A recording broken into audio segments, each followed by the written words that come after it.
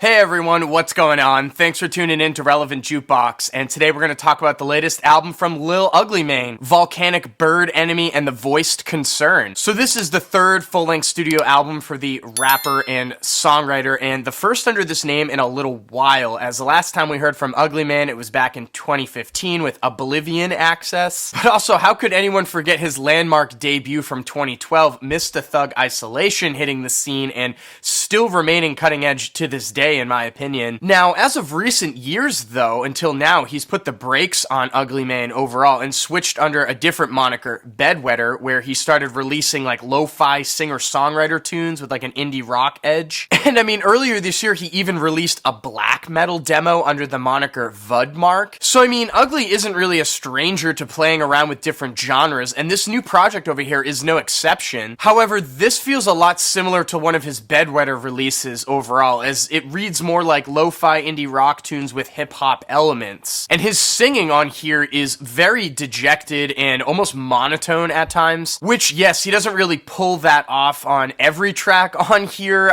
but it really only got in the way of a couple of these tracks for me. Overall, I feel like this album exists in a similar lane to songwriters like King Cruel or even like Dean Blunt. Now, there are a few tracks on here, though, that do really stray off of the beaten path and go into a more kooky kind of direction. I'm talking about tracks like With Iron, Bleach, and Accident, or Styrofoam, or even Bold, Futile Flavor. Now, these tracks do add to like his overall artistic vision and aesthetics of the project, but if I'm being honest, I don't really revisit them too often, as, I don't know, they're just a little too cartoony sounding for me. I do think the track Cold in here is a pretty well-balanced example of what the sound of this project is going for. It's got a pretty nice driving groove to it, and it has a lot of looped guitars and a pretty understated chorus that is actually really catchy. I also feel very similar about Discard, that shows up a little bit later in the track list. And you also have a couple tracks on here like Headboard, which leans more into the rock influences, this time like shoegaze. And overall, this track kind of reminds me of like a Gene Dawson song, but if it was on like Dramamine. And a decent amount of the cuts on here also have like a 90s trip-hop flavor hanging over them as well. I feel like this shows up in a lot of the sounds of the drums and just like the overall progressions that some of these tracks take, like on the tracks VPN and Into a Life. And there's also a couple instrumental cuts that show up here that remind me of this as well that I really enjoyed. Of course, I'm talking about Beach Harness and also Swell. Both of these instrumentals feel very calculated overall, but I do really like the ride that they take you on, and they actually have like a lot of replay value for me. I also wanted to mention the closing track Porcelain Slightly, which is a little bit rough around the edges if I'm being honest, but I do really like the chord progression that's being played by those really crunchy guitars, and the instrumental is laced with these like synth chords and also I guess what I'd call like digital sounds that show up that keep the instrumental fresh. And I don't know, it kind of like closes the whole project out with a slightly more brighter tone. But yeah, I mean, overall I thought this project was like really great and kind of took me by surprise actually. He covers a lot of stylistic ground on here, and his blend of like